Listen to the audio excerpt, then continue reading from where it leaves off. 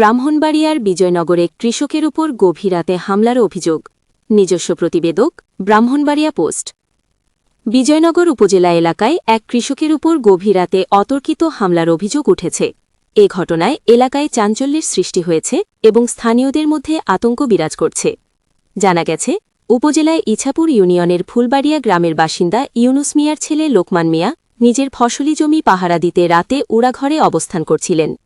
এ সময় রাত আনুমানিক ১টার দিকে দুলাল মিয়া, আলাল মিয়া, জালাল মিয়া, কুদ্দুস মিয়া, শফিক মিয়া ও ইদ্রিস মিয়া দেশীয় অস্ত্রসহ তার ওপর অতর্কিত হামলা চালায় বলে অভিযোগ পাওয়া গেছে। ভুক্তভোগীর ভাই হৃদয় মিয়া জানান, জমিজমা সংক্রান্ত বিরোধকে কেন্দ্র করে দীর্ঘদিন ধরে তাদের সঙ্গে অভিযুক্তদের দ্বন্দ্ব চলে আসছিল। এ বিষয়ে একটি মামলাও চলমান ছিল, যার রায় তাদের পক্ষে আসে। এরপর থেকেই প্রতিপক্ষরা ক্ষুব্ধ হয়ে বিভিন্নভাবে তাদের ফসলি জমিতে বাধা সৃষ্টি করে আসছিল এবং এমনকি জমিতে বিষ প্রয়োগের ঘটনাও ঘটিয়েছে বলে অভিযোগ পারেন তিনি আরও বলেন, হামলাকারীদের উদ্দেশ্য ছিল আমার ভাইকে হত্যা করে গুম করা, কিন্তু আমার ভাইয়ের চিৎকারে আশপাশের লোকজন এগিয়ে এলে তারা দ্রুত পালিয়ে যায়। ঘটনার পর লোকমান মিয়ার স্ত্রী শেফালি বেগম বাদী হয়ে বিজয়নগর থানায় অভিযুক্তদের বিরুদ্ধে একটি লিখিত এজাহার দায়ের করেছেন। এ ঘটনায় এলাকায় উত্তেজনা বিরাজ করছে।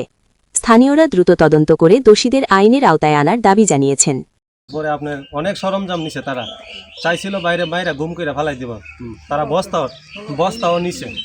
এবং কি ঘটনাটা ঘটাইছে আপনার ইসাপুরা কুদ্দুস, শফিক, তারপরে ফুলবাড়িয়া মন্তুর ছেলে দুলাল, আলাল, জালাল, তারা এই ঘটনা নিজে জড়িত ছিল, তারাই এই ঘটনা ঘটাইছে।